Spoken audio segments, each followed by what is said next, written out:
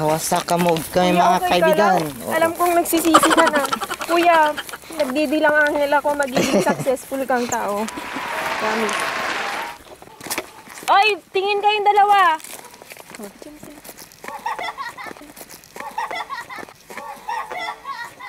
Wag ganun ah. Oy, sige na.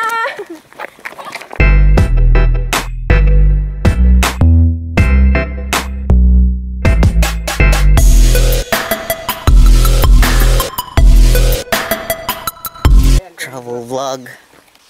Oh, madulas ka. Oo, sa Saudi siya dati. Ilang years ka din doon, kuya? 9 months ako. Nung una kong pumunta ako. Tapos hanggang nag-graduate ako ng high school. Dapat kuya sobrang puti. Hindi. Pabad din sa araw Naitim dun. ba yung mga ano doon? Bakit doon, kuya? Kasi dun nagtrabaho si Papa nung 1990. Ano work niya doon? Nung una, nung pumunta siya doon, civil, sa field siya. Tapos na-promote, naging project manager. Ngayon, wala na. Nandito na siya. Ay, nandito na ba siya? Oo. Kala ko nasa ano pa siya? Wala na. Si Ned lang nandun sa Saudi. Wala na. Pero si mama mo naiwan na pa dito noon. Oo. Andun siya dati. Siya yung nagdala sa akin doon. Pero Dati na ba siyang ganun? Yung, di ba may sakit ata siya? nung nakita namin na may kidney failure siya, pinauwi na namin. Pero praise God, kala namin mawawala na siya noon. Na ano na Kasi- din siya? Na opera na din? Hindi pa. Tuloy-tuloy pa rin. 14 years na siya nagdadialysis.